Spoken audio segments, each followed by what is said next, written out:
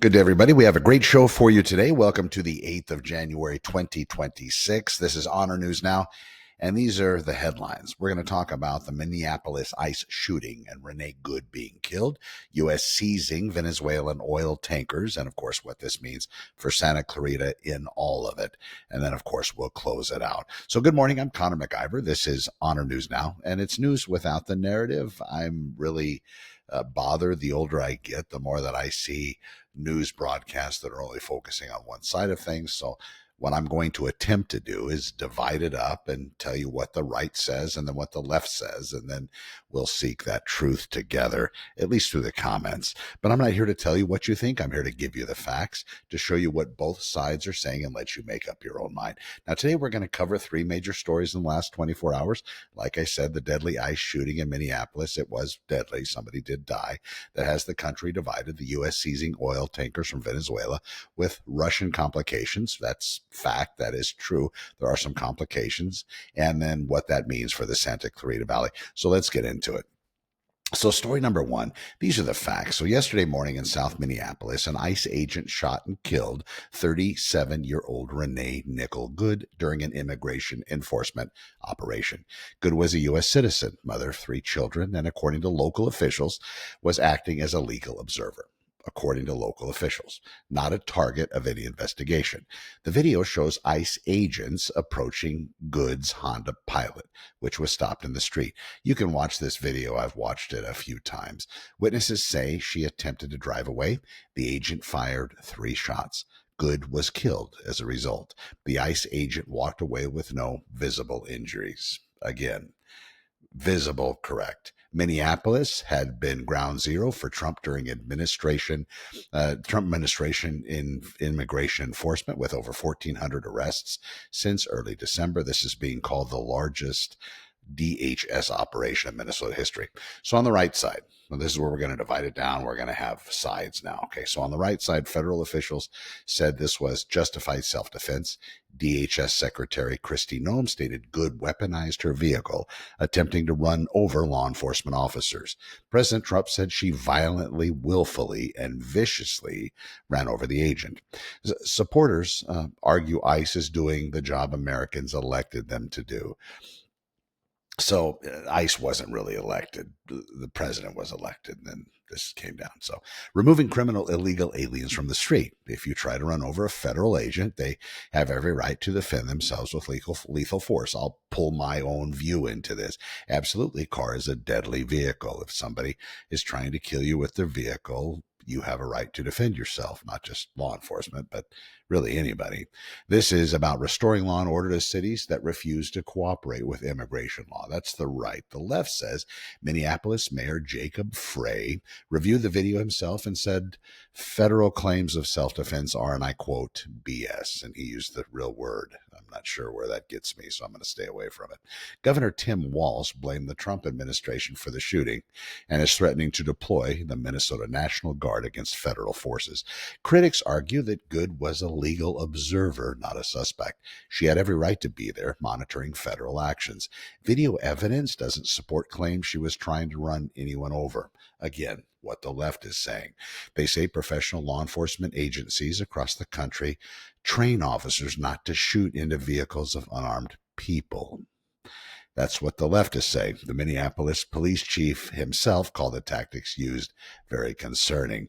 This is federal overreach, again, still on the left. Don't slaughter me. Intimidation of immigrant communities and the Trump administration creating chaos that's getting American citizens killed. So this is what we know for sure. Renee Good, she is dead. She was a U.S. citizen. She is not the target of an immigration investigation. She leaves behind 3 children. The investigation is being investigated by multiple agencies, you can imagine. Congress is already pushing for impeachment proceedings and war powers resolutions over the broader Venezuelan operation that put Minneapolis on edge. The truth? Well, it's up to you to decide. We're going to move on. So the second story, U.S. seizes Venezuelan oil tankers. Yesterday, the United States seized 2 oil tankers, one Russian-flagged vessel in the North Atlantic, after a 2 weeks-long chase across the ocean and another in the Caribbean Sea. Caribbean. This follows last Sunday's extraordinary U.S. military operation that captured Venezuelan President Nicolas Maduro from a compound in Caracas that brought him to Brooklyn to face drug trafficking charges. Maduro is now in a jail cell wearing orange prison garb, shackled at the ankles, and has pleaded not guilty. President Trump announced Venezuela will turn over 30 to 50 million barrels of oil to the United States. Secretary of State Marco Rubio says the U.S. will control the money from oil sales indefinitely to stabilize Venezuela. The Russian tanker, originally called Bella 1, then renamed Marinra, was being escorted by a Russian submarine when Coast Guard and Special Forces boarded it. Russia was formally condemned as this is blatant piracy and demanded the safe return of Russian crew members. Now, here we get into the right and left split. The right says this is a bold, decisive action to protect American interests and combat narco-terrorism in our hemisphere. Supporters argue Venezuela's oil has funded drug cartels and terrorist organizations like Hezbollah for years. Maduro was a dictator. Propping up criminals, removing him makes the Western Hemisphere safer for everyone. These sanctioned oil tankers were part of a shadow fleet, deliberately evading international law and sanctions. Venezuela's oil wealth should benefit the Venezuelan people of America, not criminal regimes, Russian oligarchs, and Chinese state companies. Strong enforcement sends a clear message to the world: break American sanctions, face consequences. This could lower your gas prices and give the United States control over global oil supplies, which means energy independence and leverage over our adversaries. Trump is doing what he promised, putting America first. That's what the right says. The left says this is dangerous imperial overreach that violates international law and risks military conflict directly. Critics argue you can't just invade a sovereign nation, kidnap their president at gunpoint, and then seize their economic assets. Seizing Russian-flagged vessels in international waters risks military confrontation with a nuclear power.